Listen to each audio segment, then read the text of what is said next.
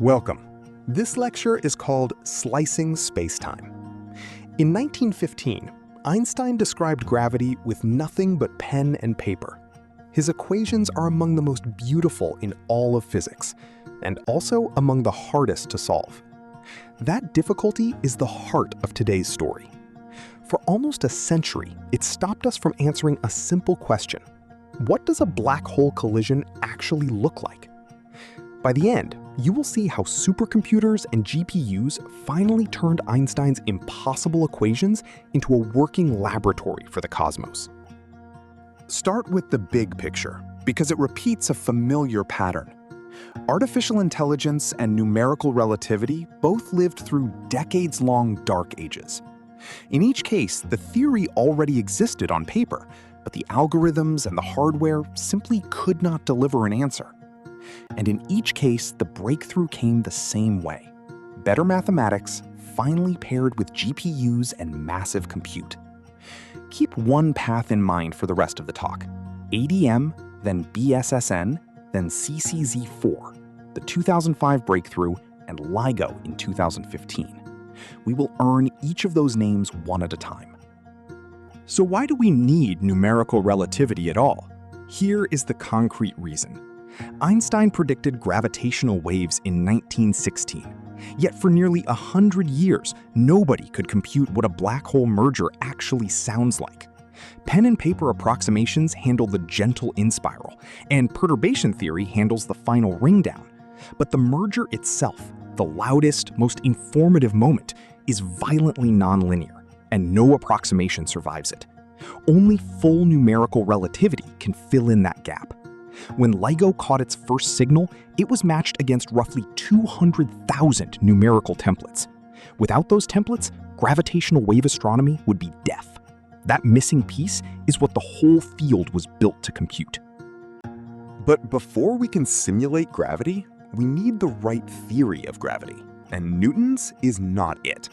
Newton's gravity acts instantly, across any distance. If the sun vanished right now, Earth would change its orbit in the same instant, even though the sun's light takes about 8 minutes to reach us. That is a problem, because special relativity says nothing, not even a change in gravity, can travel faster than light. Einstein spent a decade repairing this. In general relativity, gravity travels at exactly the speed of light. If the sun vanished, Earth would keep orbiting for about 8.3 minutes until the news of its disappearance finally arrived. And Einstein did not build this theory from nothing. The mathematics of curved space was already waiting for him, assembled over the previous century. Gauss showed how to measure the curvature of a surface from within it. Riemann extended that to spaces of any dimension, equipped with a metric, the direct ancestor of Einstein's metric tensor. Christoffel added connection symbols that track how directions twist as you move. Ricci and Levi-Civita packaged it all into tensor calculus, so the laws read the same in every coordinate system. Einstein's own leap was physical, not mathematical. He realized that this geometry is gravity. Space-time is the stage, and its curvature is the force. Einstein's field equation? The left side is pure geometry, how space-time curves. The right side is matter and energy, how much is present and how it moves. In plain words, matter tells space-time how to curve, and curved space-time tells matter how to move.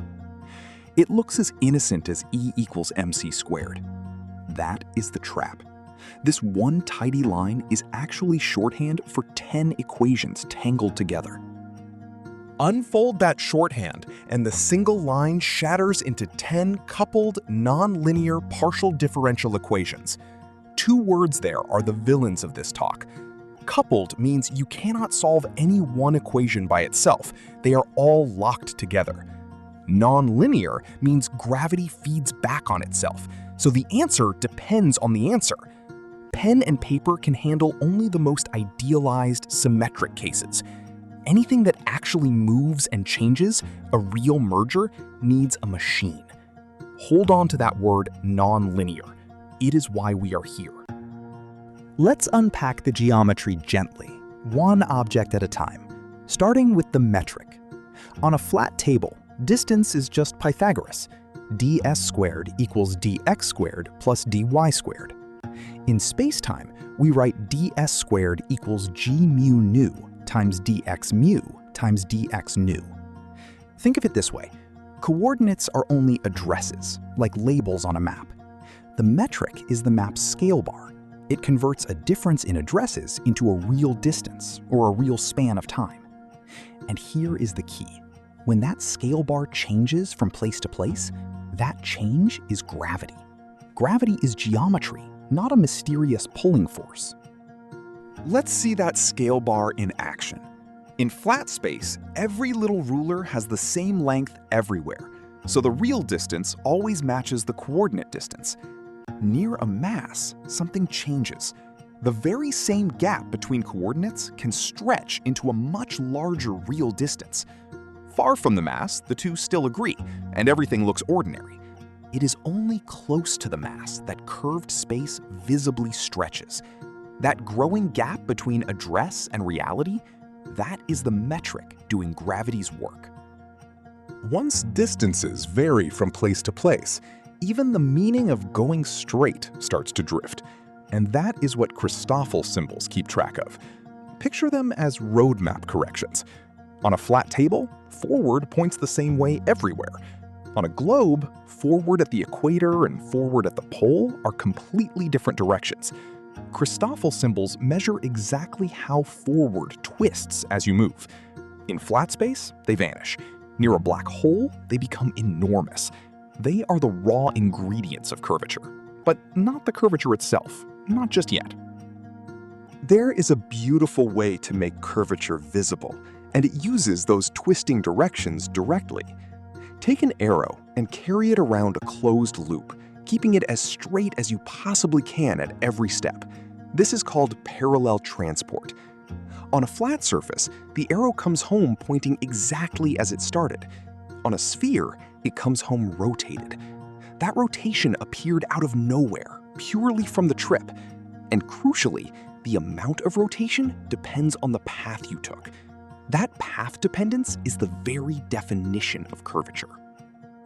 Bundle all of that path dependence together, and you get the Riemann curvature tensor, the complete answer to how curved spacetime is at a given point. What does it mean physically? It measures tidal forces, whether nearby freely falling objects drift apart or squeeze together. Drop two balls toward Earth and they slowly move closer because gravity points toward the center and their paths converge. That relative drift and nothing more is curvature, and Riemann is built entirely from the Christoffel symbols and how they change. Geodesic deviation tells the same story as a simple picture.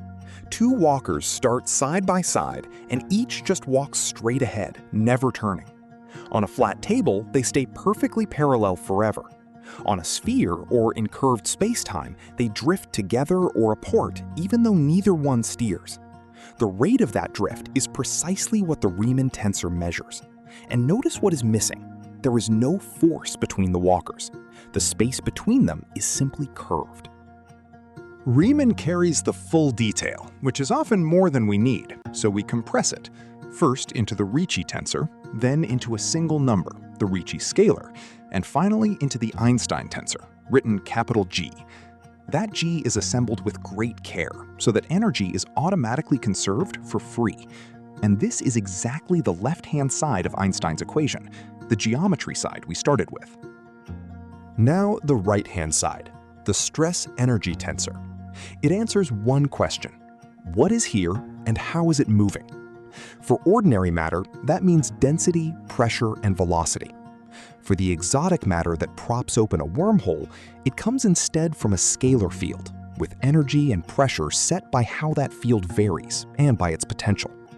The headline difference is simple. Normal matter attracts, while exotic matter, with its negative energy, can effectively push space apart. Geometry on the left, matter on the right. Now the whole equation is in view. With the equation assembled, what happens to something moving through it?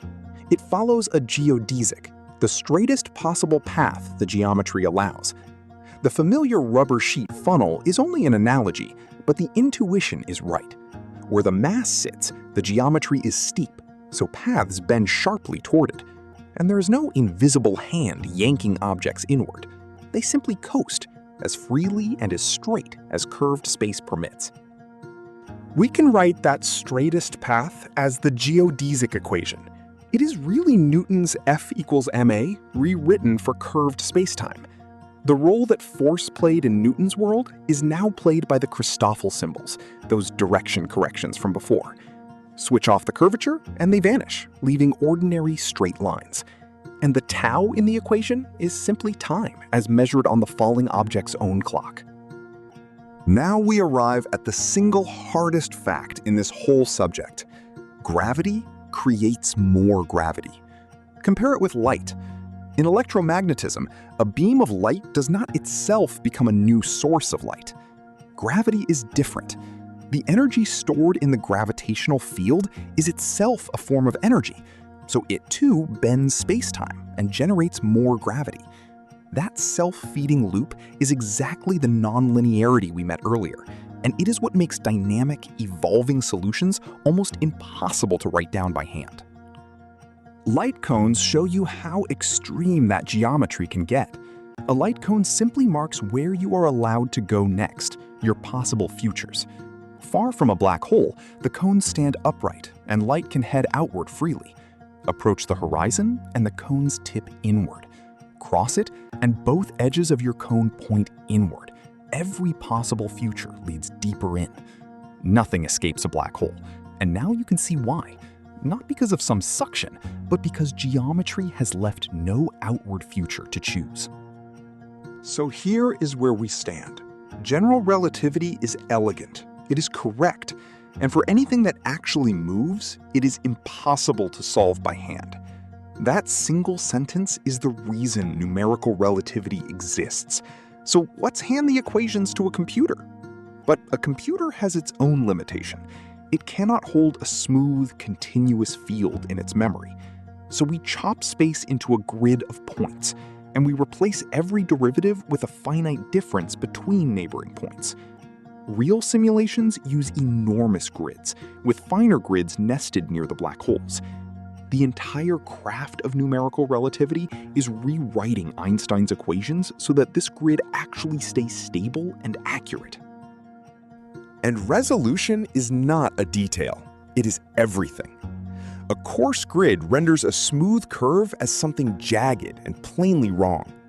Worse, finite differences amplify whatever error is present, which means derivatives are even harder to get right than the values themselves. That is why numerical relativity insists on fine grids and high-order stencils, 4th or even 6th order, just to keep the errors under control. There is one more obstacle, and it is a deep one. Einstein's equations treat space and time on completely equal footing. Nowhere in them is there a built-in sense of now versus next, and a computer desperately needs that. A computer wants an initial value problem. Give me the geometry now, and I will compute the geometry a moment later. So we deliberately break that 4-dimensional symmetry and rewrite general relativity as 3-dimensional space evolving forward through time, like the frames of a movie. Everything that follows, ADM, BSSN, CCZ4, is exactly the same physics, just with smarter bookkeeping. The first and most important reorganization is the ADM 3+1 split. It takes the single spacetime metric and separates it into 3 pieces: a spatial metric, a lapse, and a shift. 10 numbers in total, the very same information as before, just arranged for time stepping. Think of it concretely. The spatial metric is the shape of space on one slice of now. The lapse is how fast clocks tick from one slice to the next, and the shift is how the coordinate grid slides sideways between slices. Here is the picture that names the whole lecture. Imagine the entire history of the universe as a single loaf of bread. Slice it, and each slice is all of space frozen at one instant.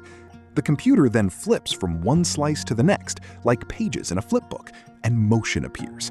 That is the 3+1 idea made visual, and it is why we call this slicing spacetime. Those three pieces become the quantities we actually evolve: lapse, shift, and extrinsic curvature. Each has a practical job. Near a black hole, we deliberately drive the lapse towards zero so the simulation slows down and never crashes into the singularity. The shift keeps the coordinate grid from tangling as the black holes move around, and the extrinsic curvature records how quickly the shape of each slice is stretching or squeezing as time moves on. In practice, it looks like this. A high lapse means a lot of real, proper time passes between slices. A low lapse means clocks nearly freeze, exactly what we want near a singularity. And a non-zero shift tilts the lines that connect one slice to the next. It is worth repeating, these are coordinate tools, not new physics. We choose them purely to keep the simulation stable. Now feed that 3+1 split back into Einstein's equations, and the original 10 sort themselves into two very different families. 6 of them are evolution equations. These are the ones that actually march the geometry forward in time. The other 4 are constraint equations, and they contain no time derivative at all. Instead, they must already be true on every single slice: 1 Hamiltonian constraint and 3 momentum constraints. The consequence is strict. If your starting data violates these constraints, it is not a valid universe, and the simulation will crash on the spot. Look closer at those 6 evolution equations, because they are the beating heart of the whole scheme. The shape of space changes over time because the slice is bending, and the rate of that bending itself changes, driven by clock gradients, by the curvature already present, and by the matter. So shape drives bending, and bending in turn drives shape. That mutual feedback, resolved over and over, is exactly what every single time step has to compute. The 4 constraint equations are best understood as the rules of Sudoku. They never tell you what your next move should be, they only tell you whether the board in front of you is legal. The Hamiltonian constraint checks that the energy budget balances. The momentum constraints check that the flow budget balances. In perfect mathematics, valid data stays valid forever. But on a real computer, tiny rounding errors leak in at every step. With the raw ADM form, those errors piled up for roughly 30 years and blew simulations apart. BSSN and CCZ4 are what finally fixed the form, without ever touching the physics.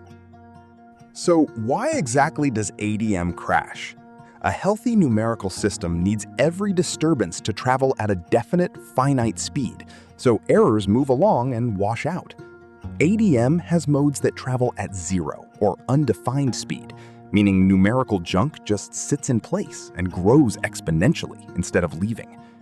Let me be clear, the physics was always correct. The packaging was simply wrong for a grid.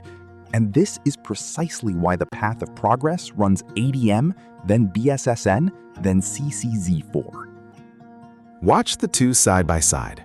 Same initial data, same tiny speck of numerical noise seeded into both. With ADM, that noise has no speed limit, so it just sits and explodes. With BSSN, the identical noise is carried away at a finite speed and stays safely bounded. This one difference, noise that leaves versus noise that grows, is why the entire field was frozen in place for decades. It is worth saying plainly what BSSN is and is not. It is not new gravity. It is a clever change of variables. We separate the overall size of space from its shape. We split the average expansion from the uneven stretching, and we evolve the coordinate drift quantities out in the open rather than letting them hide. The payoff is exactly what we needed. Every disturbance now travels at a known finite speed, so noise is carried off the grid instead of blowing up on it. So instead of one hopelessly tangled set of equations, we now march a handful of clean, well-behaved pieces: the scale factor, the rescaled shape of space, the average curvature, and a few more. Numerical noise in these variables propagates harmlessly away. And this, after roughly 30 years of simulations dying, is the reason long runs finally started to survive. CCZ4 adds the finishing touch, a cleanup crew. BSSN stops errors from exploding, but they can still slowly drift away from a valid solution. So CCZ4 adds extra fields that continuously measure how far you have drifted, plus damping parameters that act like friction, gently dragging that error back towards zero. Here is the intuition. BSSN is a ball resting on a flat table, content to roll anywhere, while CCZ4 is a ball sitting in a bowl, always pulled back to the bottom. This is what modern codes such as GR Teclin rely on. One last set of choices remains, the gauge conditions. These are free choices of coordinates, not physics. You are simply deciding how to label events. 1 plus log slicing slows clocks near a singularity, so the simulation approaches it but never actually arrives. The gamma driver shift steers the grid to follow the black holes as they move, like a camera panning to track a speeding car. Combine those two with BSSN and you have the moving punctures recipe, the exact combination that finally cracked the problem open in 2005. And so we reach 2005, the year the binary black hole problem was finally solved. Remarkably, 3 groups arrived almost at once: Pretorius, using generalized harmonic coordinates, and independently Campanelli and Baker, using moving punctures together with BSSN.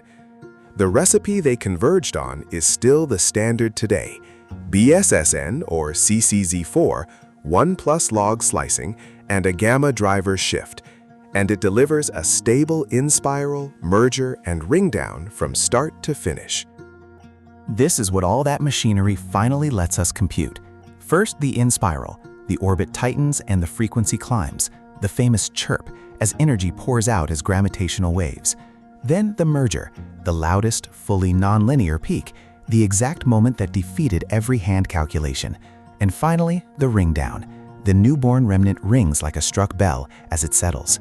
That complete waveform is what LIGO compares against, and without numerical relativity, the merger in the middle is simply missing.